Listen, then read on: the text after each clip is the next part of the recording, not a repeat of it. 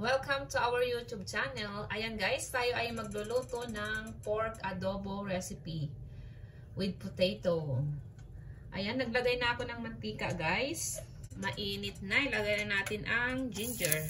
Lalagay ako ng ginger sa adobo ko guys. Onion, garlic. Ayan, pag-brown natin. Light brown lang. Lutuin lang natin ng konti lang para lumabas yung aroma at yung bango. Ayan, pwede na natin ilagay ang pork. Etong pork ko guys, eto, bali, nilagyan ko na siya ng cooking oil. Bali yung pork guys, nilagyan ko na siya ng soy sauce, sesame oil, ground black pepper, salt, saka binabad ko siya ng 10 minutes guys. Kaya may ano na siya. Kaya ganito ang kulay niya.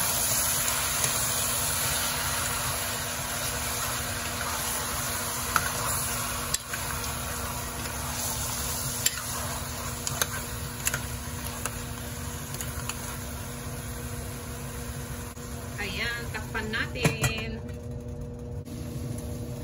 After 10 minutes guys, check natin. Ayan. Pagmantikain lang natin ito guys, ba't maluto. Ayan, matigas pa siya. Ayan, magdagdag tayo. Maglagay tayo ng tubig.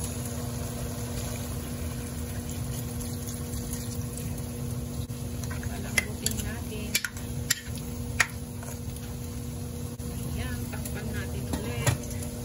Ayan guys, after 30 minutes, check natin ang pork. Ayan, malambot na siya guys. Ilagay na natin ang potato. Ayan guys.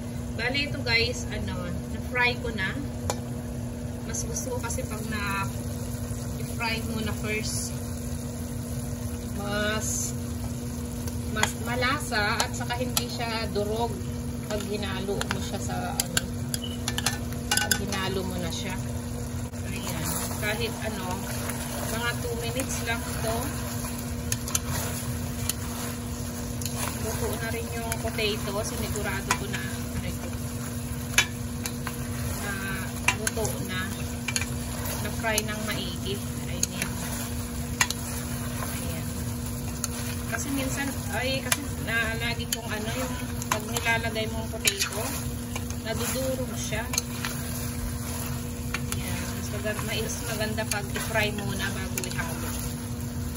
Sa akin lang naman, yun lang naman ang style ko ng pagluto ng adobo guys. Ayan. Ayan, luto na ang ating adobo. Thank you guys for watching. Have a great day everyone. Please guys, don't forget to like and subscribe to our YouTube channel para updated kayo sa lahat ng mga videos na ina-upload namin. And please do like, share, and leave a comment if you like our videos. Bye guys. Have a great day everyone.